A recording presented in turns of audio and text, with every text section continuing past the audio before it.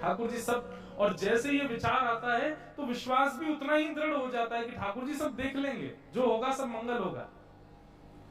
अगर कुछ अनुचित भी होना होगा तो ठाकुर जी ने उसी में मंगल निधान किया होगा।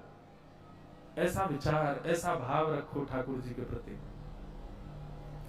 श्री मदन मोहन सूरदास जी, सूरध्वज जी वृंदावन आ गए, मदन मोहन जी की शरण में रहते थे। मदन मोहन लाल जी सनातन गोस्वामी को बड़ी प्रेम से प्राप्त हुए। मैं कथा सुनाया करता हूं कि श्री सनातन गोस्वामी उन नाम जापक संत थे, सेवा आदि नहीं करते थे, भिक्षा मांगने के लिए जाते थे और घर घर जाकर के भिक्षा याटन करते थे। भिक्षा में जो मिलता था उसी से मोटा टिक्कर बनाते, यमुना जल मिलाकर के उसी को पाते थे। एक मैया थी मथुरा में, उनके यहाँ मदन मोहन जी की सेवा थी। वहां ये जाते और जाकर भिक्षा मांगते, और भिक्षा में भी आटा मांगते और स्वयं उसमें यमुना जल मिला के उसकी बढ़िया टिक्कर बना के पाते। एक दिन जिस मैया के यहाँ मदन मोहन जी विराजते थे, मदन मोहन जी ने मैया को स्वप्न में आज्ञा कर दी। बोले मैया जी बाबा रोज तेरे यहाँ आवे ना भिक्षा मांगवे? बोले हाँ। मोए वो बाबा बड़ो भाग है, मैं अब वही से सेवा कराऊंगा, तू मुझको कल भिक्षा में दे दियो वाकू, कल वाकू कछु और नहीं, तू मुझे दे दियो। सोही सुहागन प्रिय जाहि रीझे, कैसा तेरा मेरा। हमको आपको लगता है कि ठाकुर जी हमारे पास विराज रहे, पर नहीं। ठाकुर जी जिससे रीझते हैं, जिससे प्रसन्न होते हैं, उसके साथ विराजते हैं।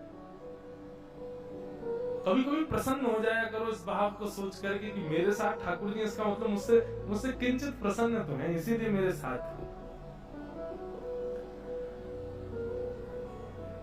मदन मोहन जी मैया से बोले मैया कल मुकुआ बाबा को दे दियो।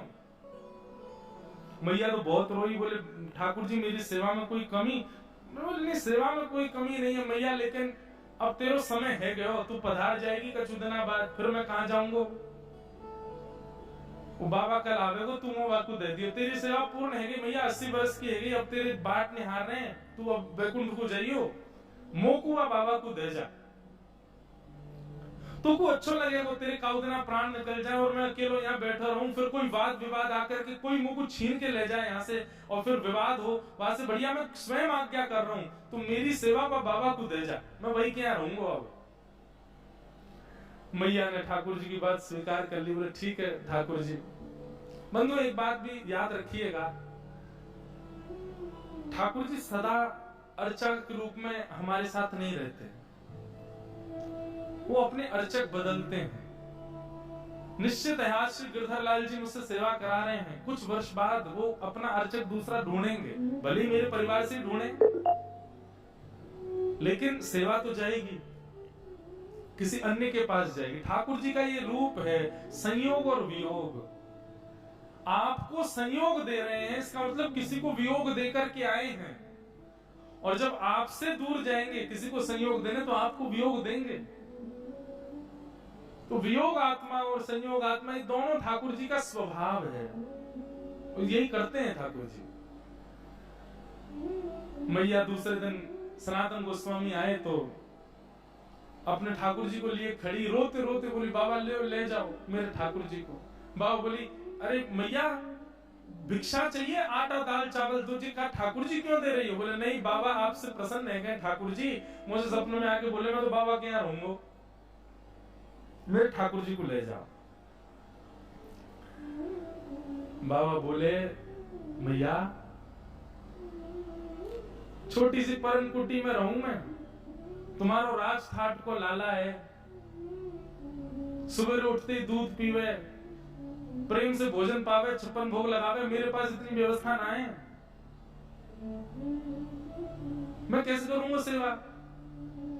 बोले अब ठाकुर जी की इच्छा है बाबा ले जाओ, आप जैसे रखोगे वहां में वो प्रसन्न है, आप ले जाओ।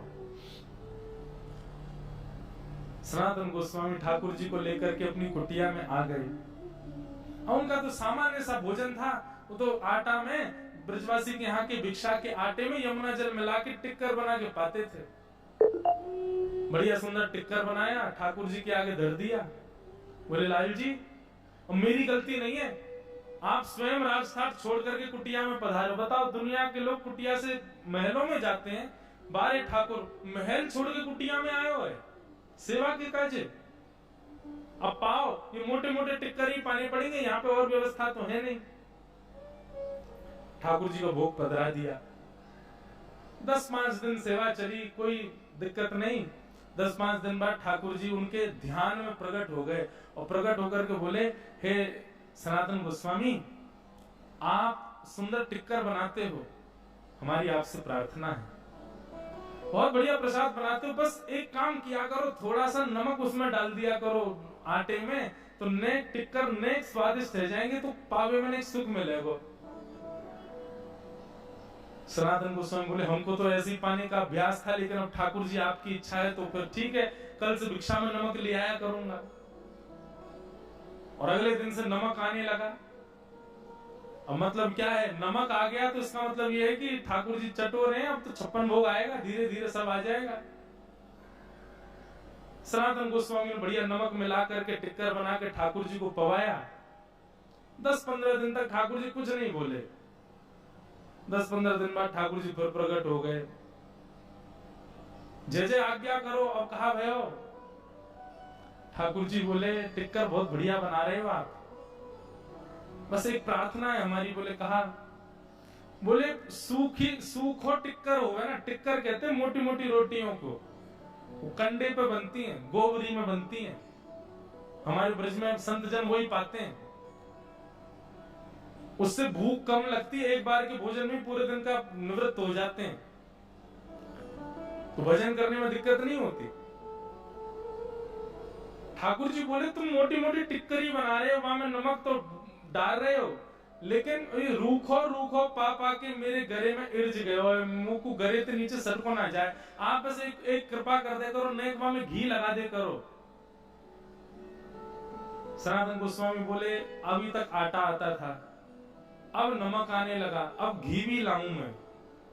बोले हाँ बस इतना कर दो बाबा, इतना ना करोगे, मैं महल छोड़ के तुम्हारी कुटिया में आ गया, तुम मेरे पास घी नहीं लाओगे? ठीक है, कल से घी भी लाएंगे। घी आ गया, नमक आ गया, आटा आ गया, बढ़िया टिक्कर ठाकुर जी पा रहे हैं। 10-15 दिन बाद ठाकुर जी फिर प्रकट हो। सनातन गोस्वामी बोले, अब क्या हुआ? बोले बाबा बस एक काम और कर दे। बोले कहा? तू बाजार से एक आलू ले आया कर, और वह आलू को अग्नि में सेक देकर वो भुन जाए वो, और जैसे ही भुन जाए करे तो वहां को मीड़ के वहां में नमक बुरक के और वो टिक्कर के संग में एक आलू की चटनी दे देकर मेरे बातें ने सुख मिले करे वो। सनातन गोस्वामी जी ने ठाकुर जी उठाए गोद में और सीधे गए मैया के घर, और मैया के दरवाजा खटखटा, मैया बाहर आई। ठाकुर जी बोले, दो पकड़ो अपने ठाकुर जी, चटोरो ठाकुर, मेरी कुटिया में आ गया, 56 भोग मंगा लियो वहां पे। पहले बोलो नमक लिया, फिर बोलो घी लिया, अब कह रहे आलू लिया, कल के वो टमाटर लिया, परसों के वो रबड़ी लिया। मैं भजन करवे के काजे अपनो घर बार छोड़ के आया हूँ, जाने पूरे संसार बसा दियो मेरी कुटिया में। मैया धर अपने पास, मोह ना चाहिए। और जैसे ही लौट करके सनातन गोस्वामी जाने लगे, ठाकुर जी सचल हो गए और प्रकट होकर के गोस्वामी जी के पीछे से उनसे लिपट गए। बोले बाबा तू कछु कर ले, रहूंगा तो तेरे संग ही मैं, तो छोड़ के ना जाऊंगा, मैं तो सदा तेरे पास रहूंगा। ऐसे हमारे वृंदावन के ठाकुर जी प्रकट हुए। विहरत निस दिन कुंज गलन में, सब सुख सागर रूप उजागर, रहे वृंदावन धाम। मदन मोहन को रूप निरख के, मदन मोहन को रूप निरख के, सनातन बलि बलि जाए। वृंदावन वृंदावन वृंदावन वृंदावन। ऐसे